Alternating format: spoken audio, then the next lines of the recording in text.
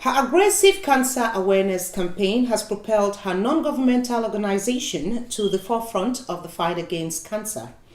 Internationally recognized as the premier cancer advocacy group in Cameroon, Michael and Mauricia PATCHA Foundation is impacting in an unprecedented manner the lives of Cameroonians at home and in the diaspora.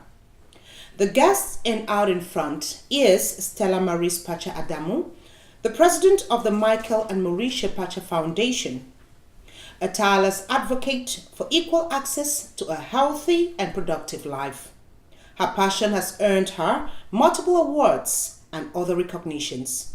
Stella is a proficient retail and clinical pharmacist. She hails from Chang in the west region of Cameroon and is a blessed mother of two wonderful children, Khadija and Michael. You're welcome to the program, Stella. Thank you, Nene. How are you doing? Good to be here. I'm good. How about you? I'm doing good. Now, Stella, you've been out of Cameroon since 1978, and I want to find out, how did you grow up? Tell me about your growing up and, of course, your coming to America experience. Well, growing up in Cameroon was quite an adventure for me. I was privileged enough to belong to a family where we really had we needed nothing, basically. We had all our basic needs were met. And my mother especially was very progressive in her thinking. And she had always looked ahead to the time when we would all cross over, so to speak. And because she herself had studied abroad. And so when the time came in 1978, when I graduated from QRC, Okoyo, my favorite high school in Cameroon. And when that time came, my mom had already been in Wales studying for her second master's. So I joined her. I spent 2 years in Wales in a boarding school in Swansea. And unfortunately, I think I did too much playing and not enough studying. So I failed my A levels. I didn't do quite as well as I should have done. So I was shipped off to Dublin, Ireland to live with some nuns. And after a year in Dublin, I went back to London for 1 more year while I waited for the chance to come to America. So coming here was just wonderful. I was at Howard, which again is something that I had looked forward to. A historically black college had been my dream to come to Howard. And I spent 4 wonderful years in Howard. Ran right through my pre-pharmacy studies, did it in 1 year, which is kind of a record. And went into pharmacy school. That went smoothly as well, and eventually graduated and went into the workforce. So being in America has been a blessing. I've enjoyed every minute of it. It's been fun. Now, in 2008, your mother actually created the non-governmental organization known as the Michael and Mauritius PATCHA Foundation. Those two names mean something. Yes, they're my parents. Both of them now unfortunately deceased. My dad had died when I was just barely 2 years old. Wow. And my mom was pregnant with I was 3. My mom was pregnant with my second sister when my father died. So my mom had basically raised her girls by herself. For a time I lived with my uncle actually in Boya. And in 2004, my mom had been diagnosed with breast cancer. And she created the foundation out of a desire to help educate women in Cameroon about breast cancer, because her journey hadn't been smooth. She had gone through a lot of obstacles, and the cancer had relapsed. And the foundation was her means of empowering women to take better care of themselves, look out for the signs of breast cancer, and hopefully avoid her negative experiences. She had found the lump herself. This is a woman who was very educated, had traveled the world. She knew a lot about healthy living, making good lifestyle choices, and she did those things. She was also, she did her mammograms every year. But the 1 year when she skipped and didn't do it, something went wrong. She felt the lump herself. She approached her physician in Cameroon. Her physician told her not to worry about it. Oh, it's just it seems like a little boil or something. Maybe it'll go away. I remember sitting in the in the lobby, the waiting area at the Clinic Muna, when she came out of the operation to do the biopsy. Yeah. And I could see in the little jar where they had the specimen, which is unusual in Cameroon, that you can just carry a specimen and walk around with it. I could see the lump, and I could see the roots coming from it. It's almost like you put a seed in a jar and it's germinating, and you see the roots. So I knew. Immediately I knew. And we immediately started to look for help for her while we were waiting for the pathology test to come back. Unfortunately, that in itself is an ordeal that I think every Cameroonian needs to be aware of. Almost a month to get her pathology results back, because the lab in Douala that it was initially taken to wasn't able to do it. After like 2 weeks, they returned it back to us because they had run out of the reagent or something went wrong. We took it to Yaoundé. After another week in Yaoundé, they told us they were not able to do it. Again, something went wrong. Something was missing in the lab. We had to have the specimen again. This is after 3 weeks. We had to have the specimen chauffeured from Yaoundé to Bamenda, where her diagnosis was finally made. And when when every time I think about this, I wonder why our society, our country complicates matters so much. Because her diagnosis was made in Bamenda, which is an English-speaking town, but the results were written in French. They were sent back to Douala, where her physician is English-speaking, and he misread the results and told Mama that that she had no problems. Just wait and redo your mammogram in another year or whatever. And I remember that call when she was like, "Oh, God has saved me, good news, it's nothing." I'm like, no way. I knew. Make sense. I knew. So we rushed back to, I'd been in Limbe, we rushed back to Douala, and we were celebrating her good news. And then I looked at the report and I saw the word carcinome du sein. That's French. Exactly. For cancer. So I'm like, Mama, your physician was wrong. We need to find somebody who will translate this into English, a medical translator. That also was another ordeal. It took us almost 2 days to find a medical translator in Douala to do that for us. But guess what? We had already made plans for Mama to go to London for her treatment. And so she was treated in London. The lump was removed, which again is another obstacle that Mama went through that could have possibly avoided a recurrence. She begged for a mastectomy. We called and begged. My sister flew from here to London and begged. She wanted to have both breasts removed. The physicians in London said, no, that's not our standard. She's over 65. There's little chance of a recurrence. She's estrogen negative or whatever. And so they wouldn't do a mastectomy. They did radiation, no chemotherapy. And within 2 years, the cancer came back. Yes. And in those 2 years, when Mama finally formed the foundation, was because the cancer had come back in 2 years later. And while she would be going through for her mammograms, the little blotch on the film, which would have indicated that the cancer had come back, the radiologist was reading that as scar tissue from the lumpectomy, where the lump was removed. So for 2 more years, she's having mammograms done and celebrating being cancer-free, when in fact the cancer had come back and it was spreading through her entire system. When they finally diagnosed it, she was stage 4. It was in her bones, it was in her liver, it was everywhere. So we were lucky that she got was it another 4 or 5 years that she got. We were very, very blessed with that, because normally it would not even be that long for her to have been gone. From your testimony, one can actually pick out some few realities of cancer patients in Cameroon. Now, you have had people coming to you telling you their stories. What are some of the stories you got? What are some of the realities of patients? It is so scary. It is so scary. When you talk about lack of awareness, that in itself is a problem that we're doing our little best to address, but it's not enough. But misdiagnosis really it kills me, because there's no reason why a patient who recognizes that there's a problem goes to a health provider and is given the wrong diagnosis time and time and time again. so that people that are advocating for themselves are still being let down by the system. We have so many scary stories. If I can give you even just a couple of examples, one of our young ladies who thankfully is still with us, she went to a military hospital. Her breast cancer was misdiagnosed.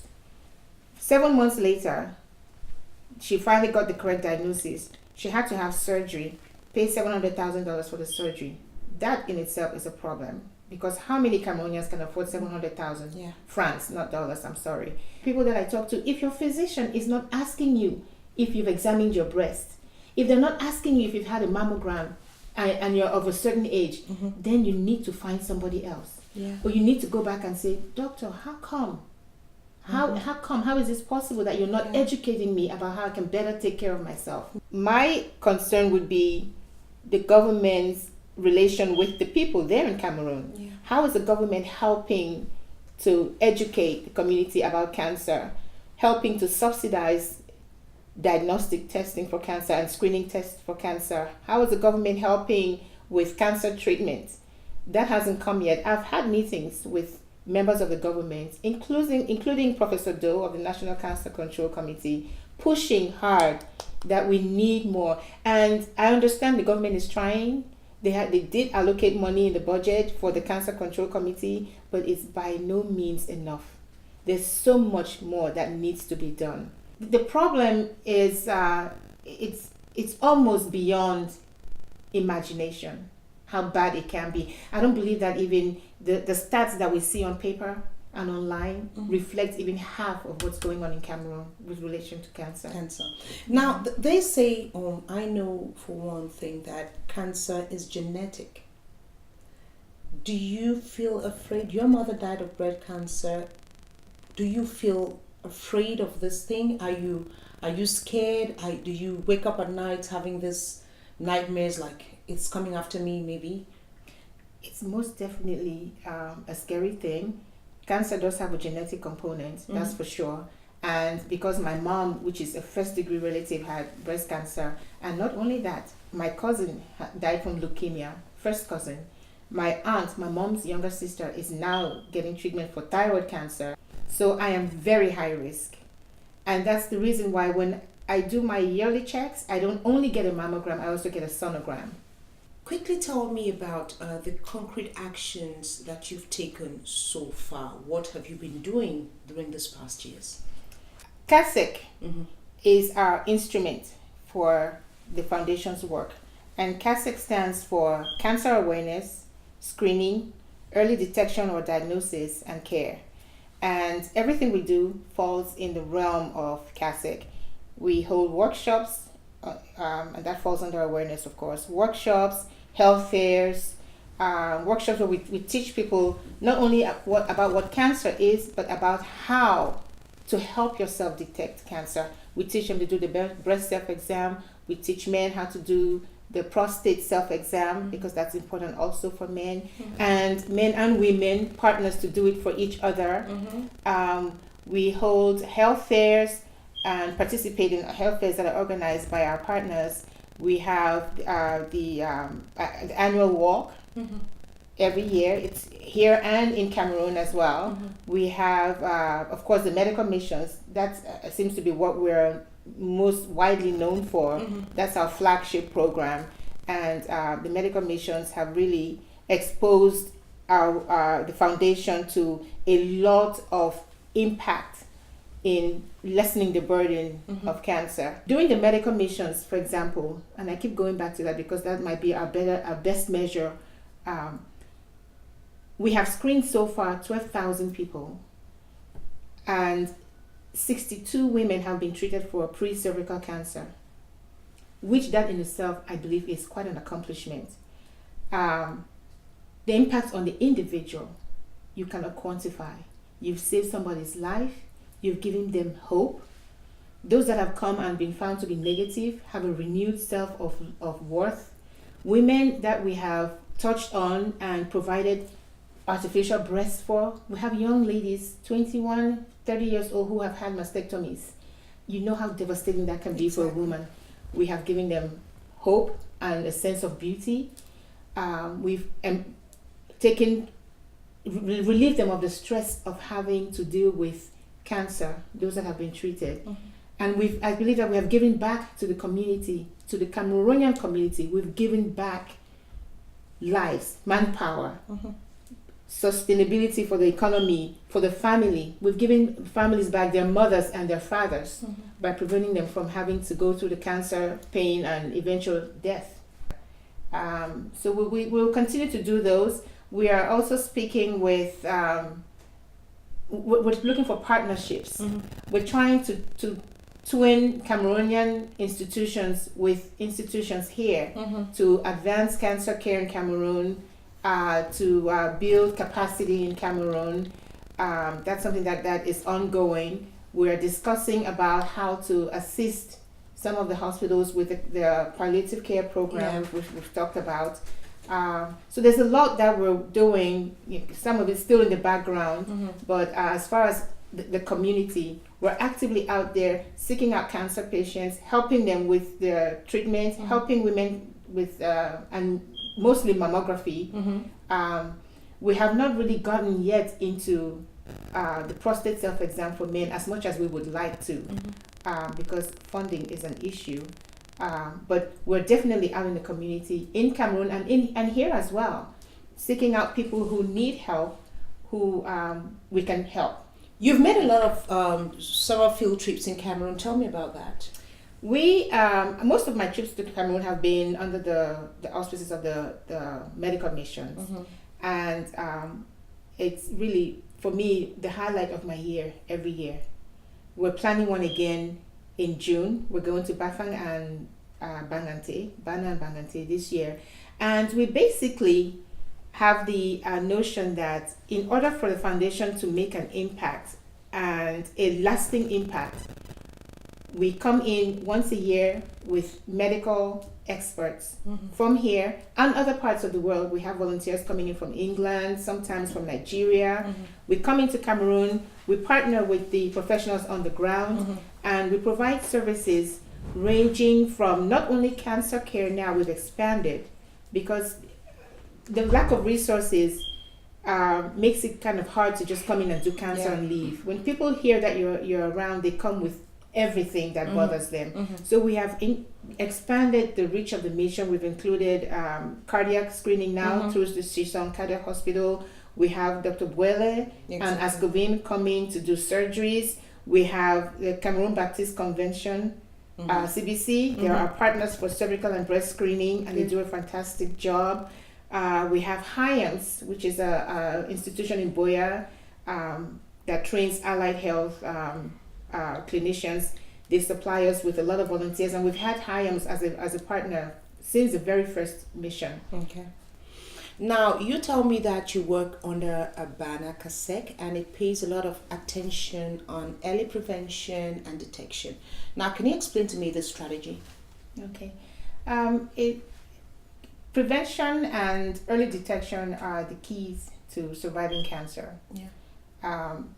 Our belief is that when cancer is diagnosed at a later stage, where the chances of survival are almost nothing, and in a country like Cameroon where the resources just do not exist, and I'm talking about resources even with treatment, and the burden that can be for a family and even for the country as a whole, losing young, able manpower, to cancer so rampantly. That prevention seems to make more sense. You catch it and you're better able to treat it if you catch it early. So why not focus on that? And the WHO has determined that prevention and early detection can actually prevent 1/3 of all cancers and can treat effectively 1/3 of all cancers. So the foundation focuses on empowering people to make better life choices, to decrease the risk of contracting cancer in a country where just that in itself might mean a death sentence for you because you just cannot afford to treat it. With cancer, there's no even where there's how do you even begin? Treatment for each cancer patient costs no less than maybe 2.1 million on the average in Cameroon. I don't know if many Cameroonians who can afford 2.1 million francs. I keep saying dollars, but I mean francs. So it makes better sense to try to prevent rather than wait until it's too late. Medical and humanitarian missions usually come with a lot of challenges and frustrations. What are some of the difficulties that you've been facing while doing what you're doing? My biggest difficulty, and I'm sure any of us who sits in this chair will tell you that runs a foundation, or any of the members of my foundation will tell you, is funding. It's a challenge for me when you see so much pain and suffering. You want to help. You are very, very eager to help, and yet you're not able to. You look at people's eyes and they're looking at you with so much hope. I'm sorry. Yeah. They have so much hope. They're counting on you, and you just know you can't do it. You have really, that for me is the biggest challenge.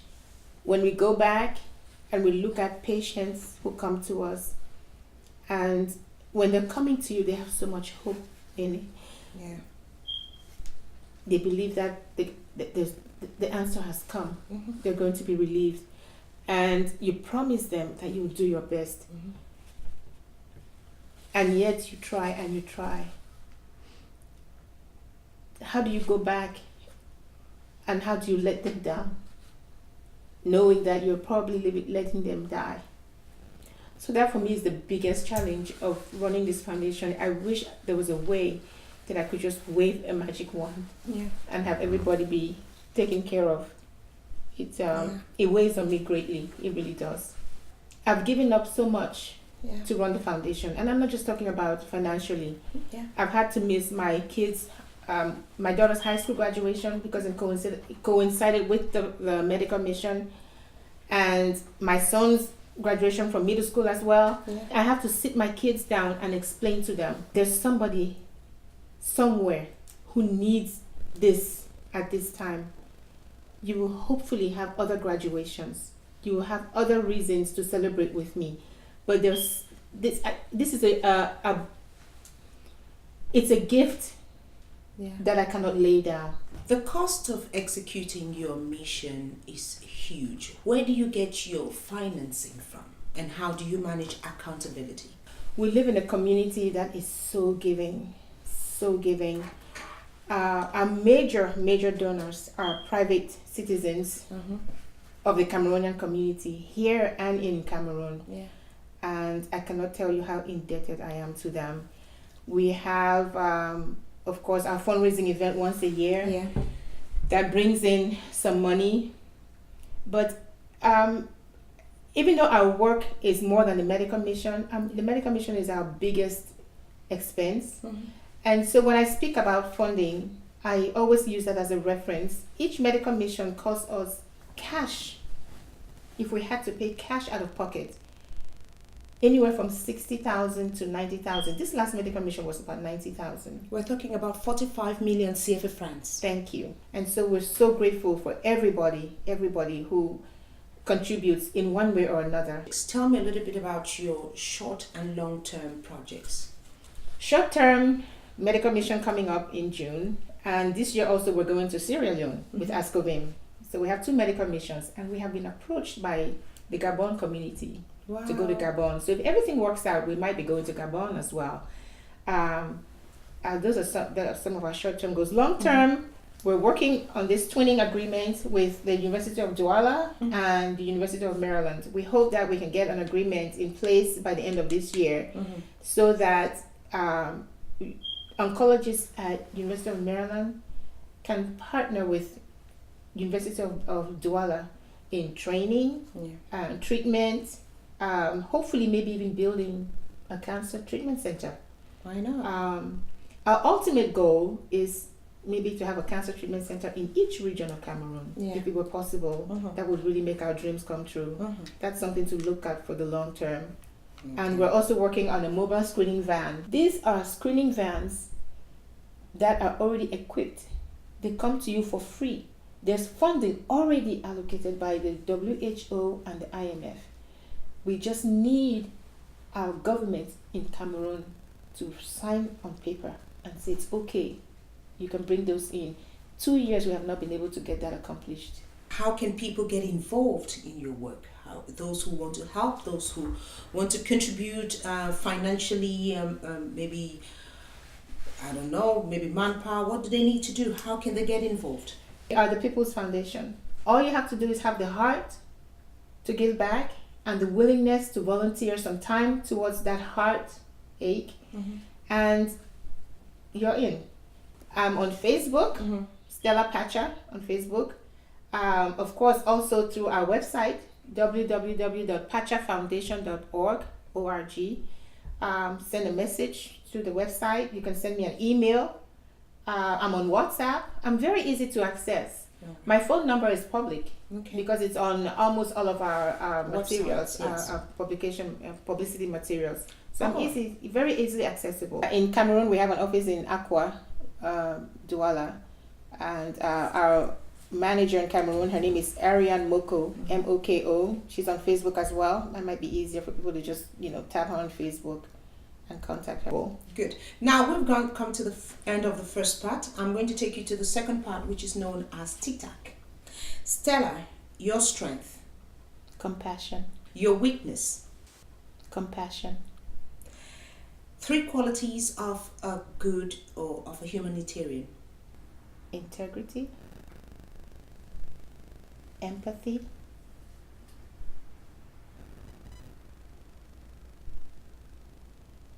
Generosity of spirit. One thing that nobody knows about you, not even... I still suck my tongue when I sleep. Ooh. That's a good one. It is the most comforting thing that I do. What animal would you have loved to be if you were not a human being? A lion. Majestic, commanding, ruler. Now, what do you miss most back home? That somewhat carefree way of life. Back home friends, and maybe you left early, so maybe some friends along college and university. My UPSA class of 78. I played safe. Do you speak the dialect? No. Any music on your mind? Let's see. Teddy Pendergrass, When Somebody Loves You Back. Okay, go ahead. It's so good loving somebody and somebody loves you back. That's a fact. Say not 70-30, but 50-50. Whatever, I'm talking about a 50-50 love. Wow, and it's with that beautiful laughter that we come to the end. It was so nice having you, Stella-Maris. I just wish you a lot of luck in your foundation. Thank you so much, Nene. We appreciate everything that you're doing for the diaspora and for our folks back home. Thank you. Invaluable work. Thank you. It's on that note, ladies and gentlemen, that we come to the end of today's edition. Hope to see you next time.